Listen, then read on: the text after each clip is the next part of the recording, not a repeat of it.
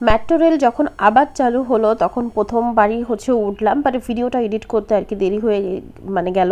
তো মেট্রো রেলে যখন উঠলাম দেখলাম যে সব কিছুই ঠিকঠাক, বাট যে মেট্রো রেলের যে গাড়িগুলো আর কি, যেটাই বলেন বগিগুলো আর কি, তো কেমন যেন একটা মানে একটু দুর্গন্ধ টাইপের লাগতেছিল। মনে হয় মেট্রো রেল এতদিন 1 মাস বা 35 দিনের মতো আর কি চালানো হয় নাই, তার জন্য হয়তো আটকানো ছিল, তার জন্য হয়তো এরকম একটা দুর্গন্ধ আর কি বের হয়েছে, এটাও হতে পারে।